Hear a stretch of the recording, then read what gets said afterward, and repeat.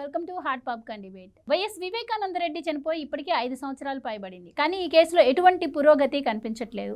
మరి జగన్మోహన్ రెడ్డి అధికారంలో ఉన్నన్ని రోజులు కూడా మనం చూసాం ఈ కేసుపై ఎటువంటి శ్రద్ధ పెట్టలేదు. ఇక ప్రభుత్వం మారినా కూడా ఇప్పటికీ ఈ కేసులో ఎటువంటి పురోగతి రాకపోవడంపై మరి చంద్రబాబును కావచ్చు, అటు హోంమంత్రి అనితను కూడా కలిసిన తర్వాత ఈరోజు సునీతారెడ్డి హైకోర్టులో పిటిషన్ వేశారు. మరి దీనిలో వరుసపెట్టి సాక్షులు చనిపోవడం కావచ్చు. అయితే ఇప్పటికే మనం చూసాం ఈ కేసులో అప్రూవర్గా మారినటువంటి దస్తగిరి కూడా తన ప్రలోభాలకు గురి చేశారు, అలాగే భయపెట్టారని కూడా చెప్పడం. అయినా మరి ఇంతవరకు ఈ కేసు ట్రయల్ రన్ కూడా ప్రారంభం కాకపోవడాన్ని ఎలా చూడొచ్చు?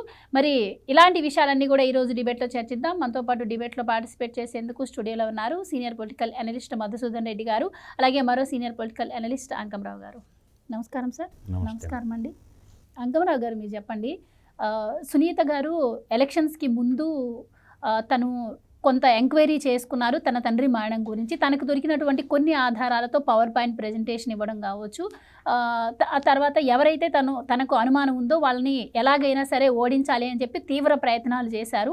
ఇవన్నీ కూడా మనం చూసినాం. కానీ ప్రభుత్వం మారాక ఆవిడ ముఖ్యమంత్రి చంద్రబాబు గారిని కలిశారు, హోంమంత్రి గారిని. కానీ ప్రభుత్వం మారాకైనా ఈ కేసులో కొంచెం పురోగతి కనిపిస్తుందేమో అనుకుంటున్న టైంలో ఇప్పటికీ కూడా ఎలాంటి పురోగతి లేదు. సో సరే వెయిట్ చేస్తున్నారు ఆవిడ. మరి ఈ కేసులో మొన్న ఈ మధ్య వైఎస్ అభిషేక్ రెడ్డి చనిపోయిన తర్వాత ఆవిడ కూడా ఆశలు సన్నగిలినట్టున్నాయి. ఈరోజు హైకోర్టుకి అయితే ఆవిడ వెళ్ళడం జరుగుతుంది. సో ఎలా చూడొచ్చు అంటారు సార్? మరి ఈ కేసు ఎప్పుడో కొలిక్కి వచ్చే అవకాశం ఉంటుందంటారు?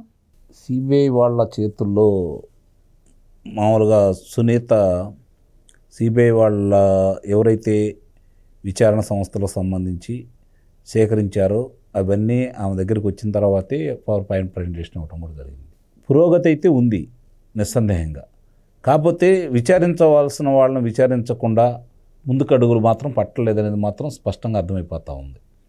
దస్తగిరి నేనే చంపాను, పలానా వ్యక్తి మీ వెనకమాల మేము ఉన్నాము, ఇబ్బంది ఏం లేదు అని చెప్పని 4 కోట్ల రూపాయలకి సుపారీతోటి మాట్లాడుకొని మాకు అడ్వాన్స్ ఇవ్వడం కూడా జరిగింది.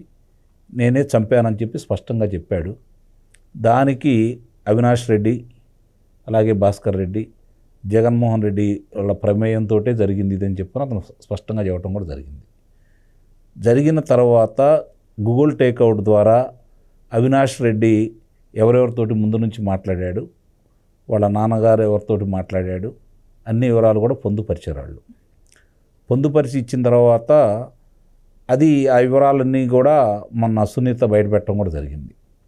దాంతోపాటు ఆ రోజు చనిపోయినప్పుడు చాలామందికి ఆ చిత్రాలు బయటికి రాలి మొన్నటిదాకా ఐఎంఐ పవర్ పాయింట్ ప్రజెంటేషన్ ఇచ్చేంత వరకు కూడా చనిపోయినప్పుడు ఆ ఇంట్లో ఉన్నటువంటి మొత్తం ఎట్లా రక్తపు మరకలతో ఏ విధంగా ఉంది, రక్తం ఎక్కడెక్కడ ఉంది, అవన్నీ కూడా వివరంతో తర్వాత ఏ విధంగా దాన్ని తుడిసి వేసారు అనే దాన్ని కూడా ఆమె ఛాయాచిత్రాల ద్వారా ప్రజలందరూ కూడా తెలియజేసింది. ఇక్కడ గమనించుకోవాల్సిన అంశం ఏంటంటే మొన్న విజయసాయిరెడ్డి కూడా ఆ రోజు నేను మాట్లాడాను, అవినాష్ రెడ్డికి ఫోన్ చేశాను. అవినాష్ రెడ్డికి ఫోన్ చేస్తే అవినాష్ రెడ్డి పక్కన ఎవరికో ఇచ్చి వాళ్ళు గుండెపోటు అన్నారు, అది నేను చెప్పాను అన్నాడు.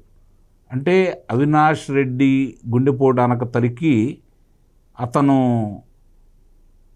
టీవీ చూసి ఫోన్ చేశాడా, లేకపోతే ఎవరికి ఫోన్ చేశాడు, లేకపోతే అవినాష్ రెడ్డి తనకు ఫోన్ చేశాడా, ఇది కూడా తెలుసుకోవాలి. అంటే అతను టీవీ చూసి ఫోన్ చేశాడా, లేకపోతే అవినాష్ రెడ్డి ఇతను ఫోన్ చేస్తే ఇతను అడిగితే పక్కాళ్ళకి ఇచ్చాడా, ఇది కూడా కాస్త వివరాలతో సహా బయటికి రావాలి ఈరోజు. మరి ఇంతవరకు సిబిఐ వాళ్ళు విజయసాయి రెడ్డిని నువ్వు ఎలా చెప్పావు, నీకేంటి సంబంధం, నీకు ఎవరు సమాచారం ఇచ్చారని చెప్పి ఇంతవరకు వాళ్ళు అడగలేదు. అంటే ఎక్కడ వేసిన గొంగళి అక్కడ ఉంది. కొన్ని అంటే వాస్తవాలు, ఎవరు చంపారో, ఎవరు చంపమన్నారో, ఎవరి ద్వారా డబ్బులు అందినాయో, ఎవరి ఖాతాలో ఉంచి ఎవరి ఖాతాలో డబ్బులు వచ్చినాయో, ఏ క్షణంలో ఎవరెవరితో మాట్లాడారో అన్ని వివరాలు సిబిఐ దగ్గర అయితే మాత్రం ఉన్నాయి, నిస్సందేహంగా ఉన్నాయి. అందుట్లో ఎలాంటి సందేహం కూడా ఏం లేదు. వాళ్ళు దీన్ని గనక తీవ్రంగా పరిగణించి దోషుల్ని శిక్షలు వేయించాలి అంటే వాళ్ళకి 2 రోజుల పని, అందుకంటే ఎక్కువ సమయం కూడా పట్టదు నిస్సందేహంగా. కానీ వాళ్ళని ముందుకెళ్ళనీయకుండా ఏ శక్తులు అడ్డుపడుతున్నాయి అనేది ఇప్పుడు కూడా అర్థం కాని విషయం. ఎందుకంటున్నానంటే ఆ మాట, నాకు తెలిసినంత వరకు భారతదేశంలో సిబిఐ మించినటువంటి విచారణ సంస్థ లేదు. ఎంత సంక్లిష్టమైనటువంటి విషయాల్లో సంబంధించి అయినా సరే వాళ్ళకి అప్పచెబితే వాళ్ళు చాలా వేగవంతంగా విషయాలన్నీ బయటకు తీసుకొచ్చేసి న్యాయం చేస్తారని ఇప్పటివరకు మనకు తెలుసు. అలాంటిది ఎందరో అంటే ముఖ్యమంత్రులుగా చేసిన వాళ్ళని కావచ్చు, లేకపోతే మొన్న ముఖ్యమంత్రిగా ఉన్న వాళ్ళని కావచ్చు, లేదంటే మంత్రులుగా చేసిన వాళ్ళని కావచ్చు, వాళ్ళందరూ కూడా అదుపులో తీసుకున్నటువంటి చరిత్ర సిబిఐ వాళ్ళకు ఉంది, వేగవంతంగా దాన్ని పరిశోధించేసి. మరి అలాంటి వ్యక్తులు ఒక వ్యక్తి మీద అభియోగం వస్తే అదుపులో తీసుకుందామని చెప్పని కర్నూలు వెళ్తే 3 రోజులు అక్కడ కాలయాపన చేసి రిక్తాస్తాలతో వెనక్కి వచ్చిన ఘనత మాత్రం ఈ యొక్క వివేకానంద రెడ్డి హత్యకు సంబంధించి అవినాష్ రెడ్డికి సంబంధించిన విషయాల్లో మాత్రమే మనం చూడగలిగాం. ఇది చాలా విచిత్రమైంది. సిబిఐ లాంటి సంస్థ వాళ్ళు పోలీసులు సహకరించినప్పుడు వాళ్ళు పైన కేంద్రానికి విన్నవించేసి మీరు అదనపు బలగాలు పంపించండి, కేంద్ర బలగాలు పంపించండి, అదుపులో తీసుకోవాలంటే వాళ్ళు ఒక సాయంత్రానికి లోపో లేకపోతే మహాడు రోజు వస్తారు. అదుపులో తీసుకోవడం పెద్ద విశేషమేమీ కాదు. ఒక సామాన్యుణ్ణి, ఒక లోక్సభ సభ్యుడిని అదుపులో తీసుకోకుండా వీళ్ళు ఇక్కడ అరాచక శక్తులు ఉన్నాయి, లేకపోతే అశాంతి రేకపోతుంది, దీన్ని మనం కంట్రోల్ చేయలేమని చెప్పని వాళ్ళు చెప్పారు అని చెప్పని వాళ్ళు వెనక్కి తిరిగి వచ్చారు అంటేనే దీన్ని అనుమానపడాల్సిన పరిస్థితులు అయితే స్పష్టంగా మనకు కనపడతానే ఉన్నాయి. ఈరోజు నాకు తెలిసినంతవరకు ఒక విషయం మాత్రం చెప్పగలను సునీత గారి గురించి. మగపిల్లలు గురించి పెద్దగా ఆలోచించాల్సిన అవసరం లేదు, కానీ ఆడపిల్లంటూ పుడితే నాకు ఇలాంటి అమ్మాయి కావాలని చెప్పి ప్రతి తండ్రి కోరుకునే విధంగా మాత్రం నిస్సందేహంగా ఆ అమ్మాయి పోరాటం చేస్తుంది. ఆ అమ్మాయి పోరాటానికి అభినందించాలి. మరి ఆ అమ్మాయి పోరాటానికి తగ్గ ఫలితం దక్కుతుందా? ఎంతో కొంత పురోగతి అయితే సాధించింది, కానీ వేగవంతంగా మాత్రం జరగట్లేదనేది మాత్రం చాలా స్పష్టంగా మనకు అర్థమైపోతూ ఉంది. మొన్నటిదాకా అధికారంలో ఉండి జగన్మోహన్ రెడ్డి అతను కాపాడుతున్నాడని బహిరంగంగా ఆ అమ్మాయి చెప్పింది. కొన్ని దృష్టాంతాలు కూడా చాలా స్పష్టంగా దానికి కనపడతానే ఉన్నాయి. మరి ఈ పరిస్థితుల్లో ఇప్పుడు న్యాయస్థానానికి మళ్ళీ ఆశ్రయించేసి ఎంత త్వరగా దీన్ని పూర్తి చేయమని చెప్పి మళ్ళీ ఆమె ఆశ్రయించిందంటే ఈ డొల్లతనం ఏందో బయటపడతానే ఉంది. కాబట్టి ఇవన్నీ కూడా అర్థం చేసుకోవాల్సింది, జగన్మోహన్ రెడ్డి ప్రభుత్వంలో ఉండంగా వాళ్ళు ఏ విధంగా అడ్డుపడాలో, సిబిఐ యొక్క విచారణ కూడా ఏ విధంగా అడ్డుకట్ట వేయాలో వాళ్ళు ప్రయత్నించారు. కానీ దాన్ని అధిగమించి చాలా విషయాలు మాత్రం సేకరించింది సిబిఐ మాత్రం చాలా స్పష్టంగా ఆధారాలు వాళ్ళు బయటపెట్టిన దాని తర్వాత మనకు కనపడతానే ఉన్నాయి. సరే, విచారణ సంస్థకు సంబంధించి వాళ్ళు చేసే విచారణలో భాగంగా ఎవరెవరికి ఎవరి దగ్గర నుంచి ఏ విధంగా రాబట్టుకోవాలనేది వాళ్ళకి క్షుణ్ణంగానే తెలుసు. చాలా వరకు రాబట్టారని అయితే నేను భావిస్తున్నా. మరి ఈ పరిస్థితుల్లో ఎందుకు ఇంకా నత్తనడక నడుస్తుంది అంటే మాత్రం చాలా పెద్ద శక్తులు జగన్మోహన్ రెడ్డిని వాళ్ళ మనుషుల్ని కాపాడటానికి మాత్రం ఇంకా ప్రయత్నిస్తాయి అనేది సిబిఐలో స్పష్టంగా మనకైతే అర్థమైపోతాం.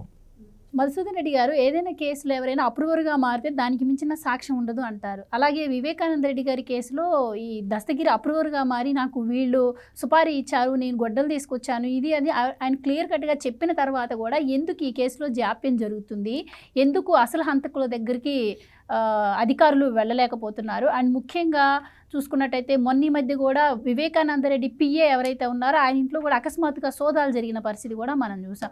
ఆ తర్వాత ఇంకా ఈ కేసు కొలిక్కి వస్తుంది అనుకుంటే మళ్ళీ దీంట్లో అంతే కాలయాపన జరుగుతోంది. సో ఎక్కడ లోపం జరుగుతుందంటారు? ఎందుకు కేసు ఇంత కాలయాపన చేస్తున్నారంటే మీరేం చెప్తారు? ఈ కేసు తేలదమ్మా, సింగిల్ పాయింట్ ఎజెండా. సునీత ఎంత మొత్తుకున్నా ఈ కేసు తేలదు, దోషులకి శిక్ష పడదు. కావాలంటే బాండ్ పేపర్ తెచ్చుకోమని సునీతమ్మ, నేను రాసి సంతకం పెడతా. కేంద్రంలో రాజకీయ అవసరాలు కొన్ని ఉన్నాయి. ఆ రాజకీయ అవసరాల కారణం చేత న్యాయ వ్యవస్థలో దేశంలో సక్రమంగా పనిచేస్తే భారత పార్లమెంట్లో ఉన్నటువంటి 25% మంది ఎంపీలు తిహార్ జైల్లో ఉండాలి. కాబట్టి భారత న్యాయ వ్యవస్థ అనేది కేంద్ర హోంశాఖ చేతిలో బందీ అయిపోయింది. అందువల్ల ఏంటంటే న్యాయమూర్తికి కావాల్సింది ఎవిడెన్స్ లేకుండా న్యాయమూర్తి తీర్పు చెప్పలేడు. ఆ ఎవిడెన్స్ సేకరించాల్సినటువంటి కేంద్రం స్థాయిలో సిబిఐ, ఈడీ, సిబిసి అధికారులు, సిబిఐ అధికారులు, ఈడీ అధికారులు వాళ్ళు ఎవిడెన్స్ పెట్టరు, న్యాయమూర్తి ఏం చేయలేదు. అలాగే రాష్ట్రంలో స్థాయికి వచ్చేసరికి నీకు ఏసీబీ అధికారులు కానీ సిఐడి అధికారులు వాళ్ళు ఆధారాలు పెట్టకపోతే న్యాయమూర్తి ఏం చేయలేడు. కాబట్టి ఎవరు ఎంత మొత్తుకున్నా వివేకానంద రెడ్డి కేసులో దోషులకి శిక్షలు పడేది లేదు.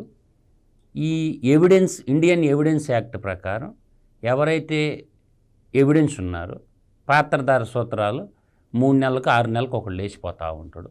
చివరికి పరిటాల రవీంద్ర కేసు ఏమైందో ఈ కేసు కూడా అదే. పరిటాల రవిని చంపినటువంటి అంతకులు ఒక్కొక్కడు ఎలా పైకి పోయారు.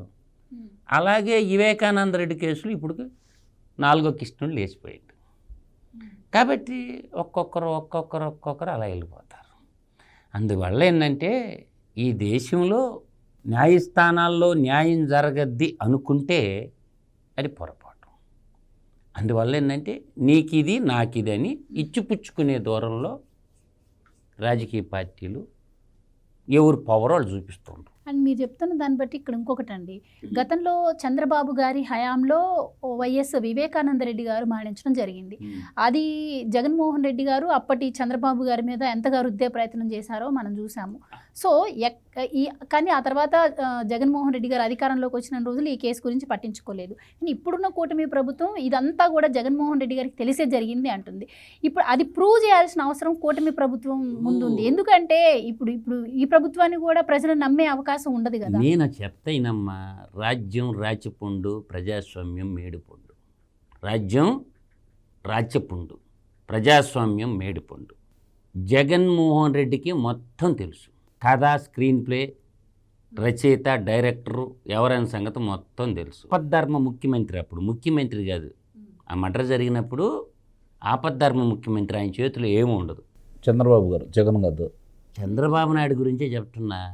అప్పుడు ఆయనే సిట్ దర్యాప్తు వేశాడు.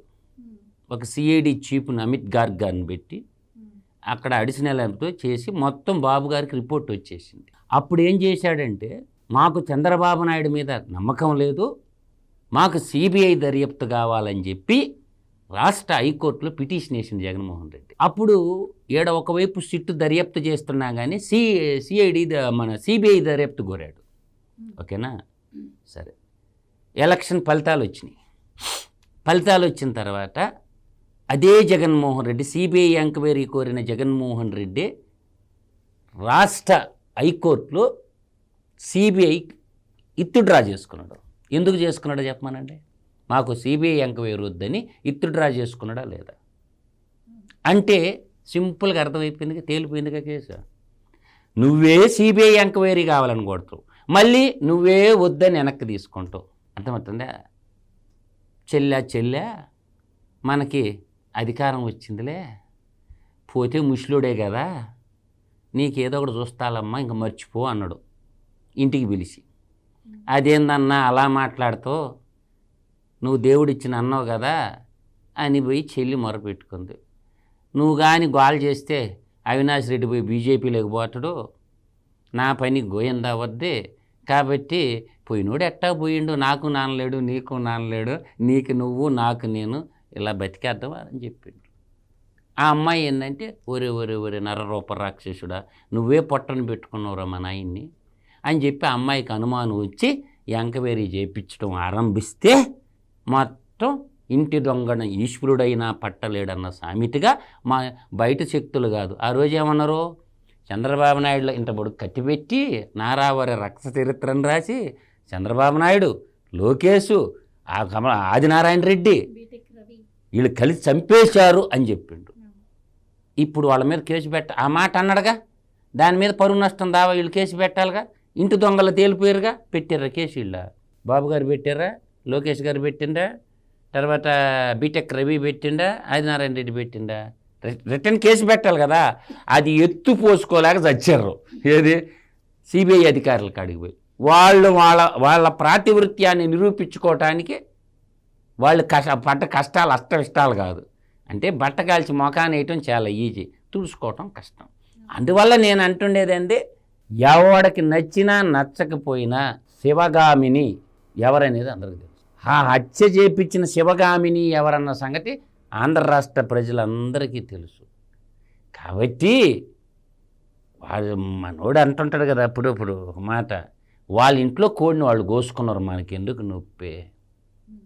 కాకపోతే పక్కన వాళ్ళ మీద నిందలేసాలుగా మాట్లాడాల్సి వస్తుంది. మన ఇంట్లో మన కోడిని కోసుకుంటే తప్పు లేదు, కానీ పక్కనోడు కోసిండని చెప్పడమే తప్పు అని నేను అంట. న్యాయ వ్యవస్థలో ఉన్న లొసుకులను బట్టి తప్పించుకుంటున్నారు. దీంతో న్యాయ ఇంకా లొసుగులు కాదమ్మా, ఇంక దేనికి న్యాయం పెట్టుకున్నది? ఇంకెందుకు పోలీసు వాళ్ళు, ఇంకెందుకు ప్రభుత్వాలు? ఇంకంటే ఈ అమ్మాయికి కూడా జరగపోయేది.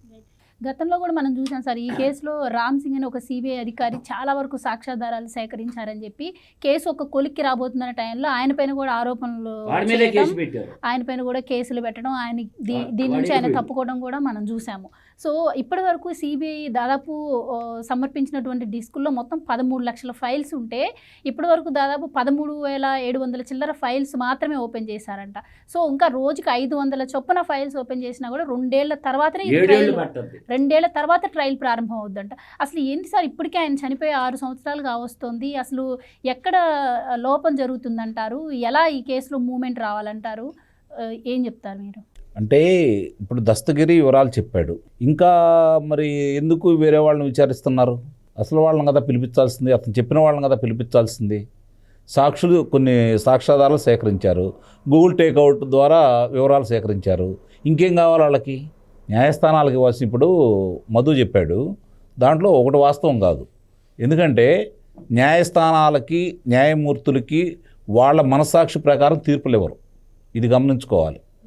ఎట్టి పరిస్థితుల్లో కూడా వాళ్ళకి కావాల్సిన సాక్ష్యాధారాలు, ఆ సాక్ష్యాధారాలు సమర్పించాల్సింది, నిరూపించాల్సింది విచారణ సంస్థలు, సిబిఐ కావచ్చు, లేదా సిఐడి కావచ్చు, రాష్ట్రంలో ఉన్న పోలీసులు కావచ్చు. వాళ్ళు సరైన ఆధారాలు ఇస్తే దాని ప్రకారం వాళ్ళు తీర్పులు ఇస్తారు. వాళ్ళకి తెలిసినా, అంతరాత్మ తెలిసినా కూడా వాళ్ళు తీర్పులు ఇవ్వడానికి వీల్లేదు. దాన్ని అడ్డం పెట్టుకొని మిగిలిన వాళ్ళు చేయాల్సింది చేస్తూ ఉన్నారు, తప్పించుకోవాల్సింది తప్పించుకుంటున్నారు, భయపెడుతున్నారు, ప్రలోభ పెడుతున్నారు, వాళ్ళ యొక్క అధికారాన్ని వినియోగిస్తున్నారు, వాళ్ళు చేసుకుంటూనే ఉన్నారు.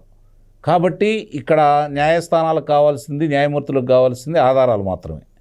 ఆ విషయంలో ఏదైతే ఇప్పుడు ఇందాక అన్నట్లు డైవర్ సుబ్రహ్మణ్యానికి సంబంధించిన అంశాలకు సంబంధించి మరి ఈరోజు వరకు కూటమి ప్రభుత్వం అధికారంలోకి వచ్చింది, అలాగే మరి వివేకానంద రెడ్డికి సంబంధించింది వచ్చింది కాబట్టి మరి వాళ్ళ నలుగురు మీద అభియోగాలు మోపారు కాబట్టి చంద్రబాబు నాయుడు గారు, లోకేష్ బాబు, మరి అలాగే బీటెక్ రవి, ఆదినారాయణ రెడ్డికి సంబంధించి వాళ్ళ మీద అభియోగాలు మోపారు కాబట్టి ఆ అంశానికి సంబంధించి ఇప్పుడు వీళ్ళు ఏమంటారంటే దాని గురించి మీరు ఎందుకు తీసుకోలేదని చెప్పి కొంతమంది ప్రశ్నిస్తే సిబిఐ ఉన్న తర్వాత మనం చేయగలిగింది ఏమీ లేదు, విచారణ అక్కడ జరుగుతుంది కదా. ప్రత్యేకంగా ఇక్కడ మళ్ళీ మీరు మానుకోండి, మాకు ఇవ్వండి, మేము చేస్తామంటే కుదిరే పరిధి కాదు, మళ్ళీ మొట్టమొదటి నుంచి ఎత్తుకోవాలి. కాబట్టి ఆ అంశానికి వాళ్ళ పరిధిలో ఉంది కాబట్టి వీళ్ళు జోక్యం చేసుకునే అవకాశం అయితే కనపట్ల. అదొక అంశం. రెండోది, కుమార్తె పోరాటం చేస్తూ ఉంది.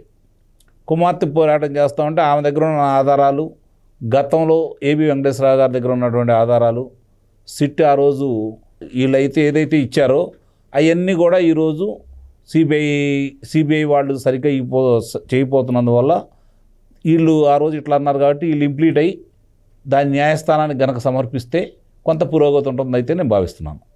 ఇది ఒక అంశం ఎట్టి పరిస్థితుల్లో కూడా ఉంటుంది. ఎందుకంటే గతంలో ఇట్లా అన్నారు కాబట్టి వీళ్ళ దగ్గర ఉన్న ఆధారాలన్నీ న్యాయస్థానం ముందు పొందుపరిస్తే న్యాయస్థానం న్యాయమూర్తి ప్రశ్నిస్తాడు, విచారణ సంస్థలను అడుగుతాడు, మరి ఇవన్నీ ఇట్లా ఉన్నాయి కదా మీరు ఏంటని చెప్పని. అప్పుడు కొంత పురోగతి అయితే నిస్సందేహంగా ఉంటుంది. మరి ఆ చొరవ వీడు తీసుకుంటారో లేదో. ఒకటన్నా 307 అనే సెక్షన్ పడ్డ తర్వాత ఎన్ని రోజులకు అరెస్ట్ చేస్తారన్న పోలీసు వాళ్ళు? దొరికితే అదుపులో తీసుకుంటారు, దొరకంది ఏం చేస్తారు?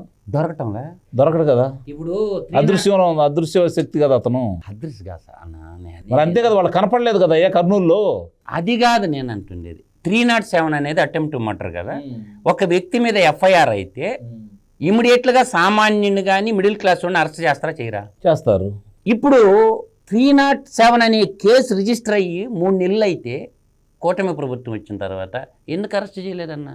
అంటే A5 అరెస్ట్ అయ్యాడు, A4 అరెస్ట్ అయ్యాడు, A1, A2, A3 ఎందుకు అరెస్ట్ చేయలేదన్నా? నువ్వు చెప్పేది అంటే 307 అంటేనే అటెంప్ట్ మర్డర్ కదా.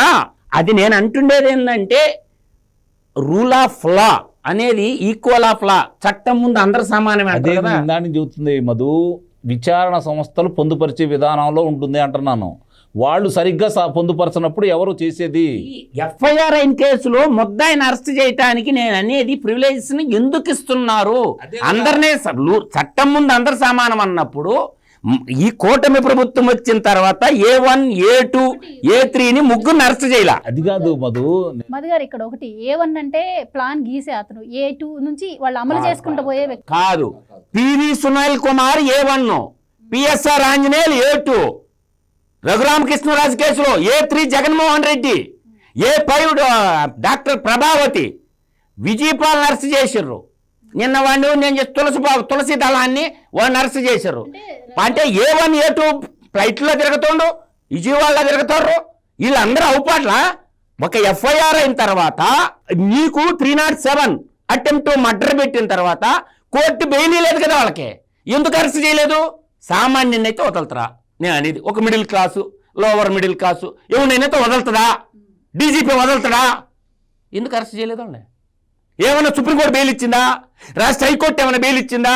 లోకల్ డిస్ట్రిక్ట్ కోర్టు ఏమైనా బెయిల్ ఇచ్చిందా? అంటే ఇక్కడ రఘురామకృష్ణరాజు గారు కూడా ఇదే మాట్లాడుతున్నారు, అంటే సరైన సాక్ష్యాధారాలు లేకుండా. అమ్మా కరెక్ట్ కాదమ్మా, మీ వాదన కరెక్ట్ కాదు. మీ వాదన కరెక్ట్ కాదు. నేను అడిగే పాయింట్ సరైన ఆధారాలు ఏంటి? 307 ఎఫ్ఐఆర్ అయిన తర్వాత A1, A2, A3ని అరెస్ట్ చెయ్యాలా? ఎవరు వదిలేస్తారు? పిఎస్ఆర్ ఆంజనేయుల్ని, ఐపీఎస్ ఆఫీసర్, ఇంకొకరిని ఎవరు వదిలేస్తారు?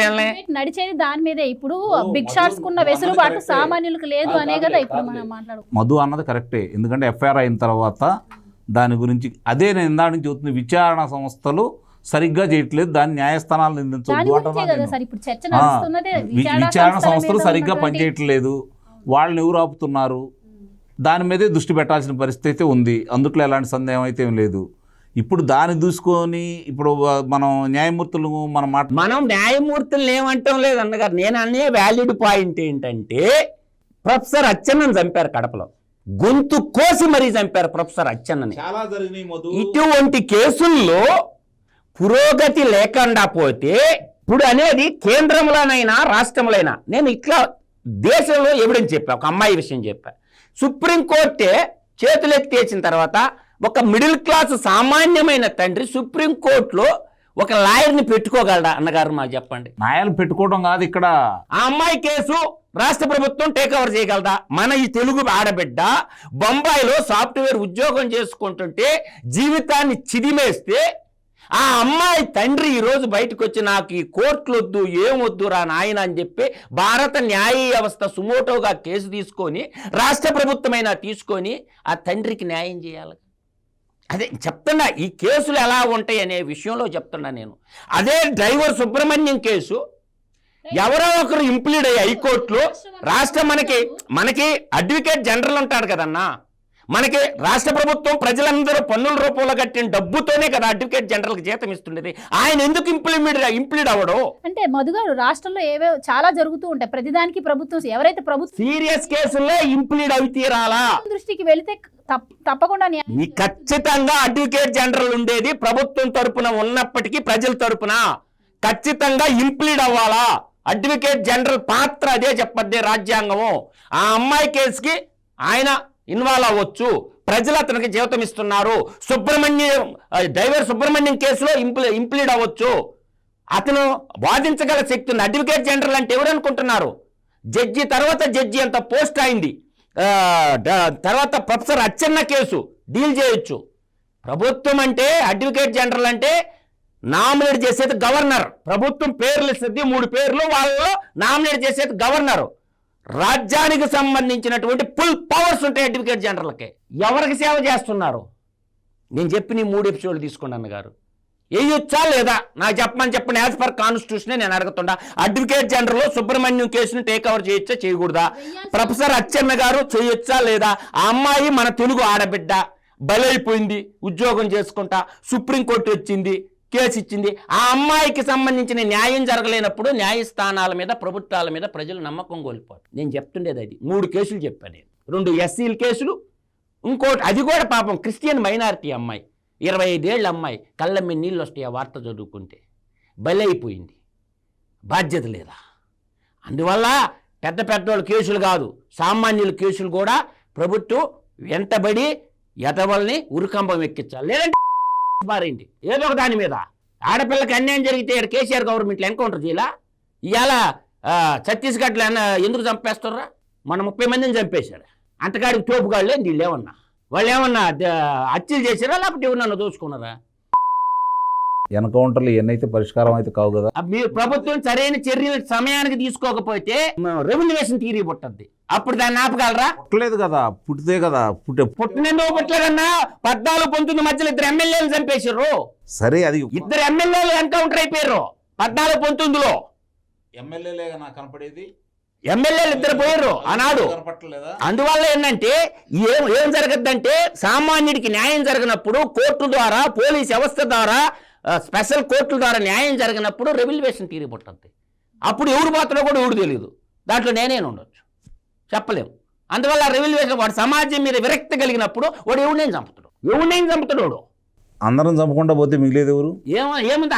దుర్మార్గం చంపితే తప్పే ఉందన్నా. స్వతంత్రం కోసం 3,50,000 మంది చచ్చిపోయారు.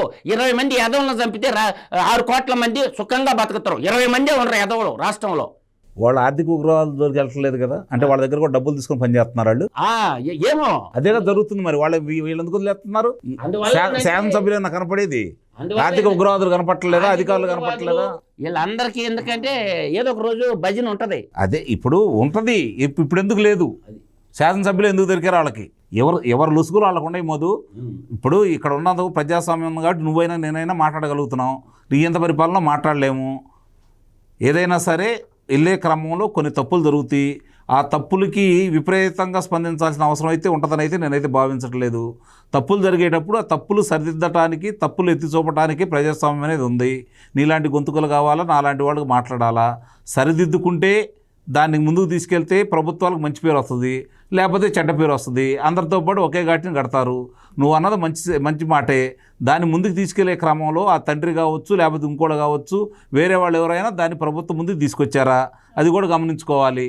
కాకపోతే ఇప్పుడు డ్రైవర్ సుబ్రహ్మణ్యం విషయమైనా, లేకపోతే సరే ఆయన కావచ్చు, లేదంటే తోట చంద్రయ్య గారి విషయం కావచ్చు, గత 5 సంవత్సరాలు జరిగిన విషయాలన్నీ బయటకు ఒక్కొక్కటి వస్తూ ఉంటాయి.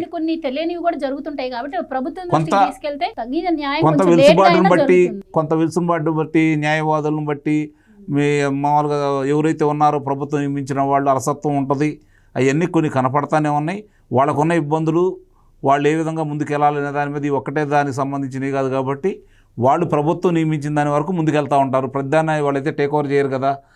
రాష్ట్రపతి ఏం చేస్తున్నాడు, ప్రధానమంత్రి ఏం చేస్తున్నాడు, ముఖ్యమంత్రి చేయాలి, అవన్నీ కాదు కదా. కాబట్టి రాష్ట్ర స్థాయి, దేశ స్థాయిలో ఎందుకు వెళ్ళకూడదు వాళ్ళు? అంటే వాళ్ళకి లేదా? వాళ్ళు రాష్ట్ర స్థాయిలో మళ్ళీ రాష్ట్రం ఏమంటే దేశానికి సంబంధం లేదా? రాష్ట్రానికి ఏమైనా సంబంధం? అది వాళ్ళు ఆడ చేయాలి. అదే కదా, మరి వాళ్ళు చేయట్లేదు, వీళ్ళు చేయట్లేదు కదా. వాళ్ళు చేయరు, అదే వాళ్ళే చేయాలి కదా, వాడు కూడా చేయట్లేదు కదా. వాళ్ళకి ఢిల్లీ దాకా.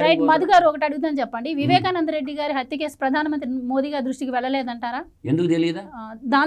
దాని గురించి ఎంక్వైరీ చేసి దానికి ఏదో ఒక రకంగా. ఇప్పుడు సిబిఐ ఉండేది ఎవరి కిందమ్మా? అమిత్ షా కింద ఉంటుంది సిబిఐ. అమిత్ షా తేల్చుకుంటే గంటలో తేల్చేస్తాడు కేసు. గంట అమిత్ షా తలుచుకుంటే 1 అవర్, 1 అవర్ అమిత్ షా ఒక్క ఫోన్ చేస్తే చాలు అయిపోద్ది. అది సిబిఐ ఎవరి కింద ఉంటుంది? అమిత్ షా కింద. ఈడీ ఎవరి కింద ఉంటుంది? మన తెలుగు మహిళ నిర్మలా సీతారామన్ కింద ఉంటుంది. కాబట్టి వాళ్ళు ఉసుకోమంటే ఉసుకో, సిట్. వివేకానంద రెడ్డి గారి కేసులో ఎవరో ఒకరు త్వరితగతిన స్పందించి ఆయనకి సరైన న్యాయం సునీత గారికి జరగాలని కోరుకుందాం. థ్యాంక్ యూ సో మచ్ అండి. ఇది వాటి డిబేట్. మరో డిబేట్తో మళ్ళీ కలుద్దాం. Keep watching.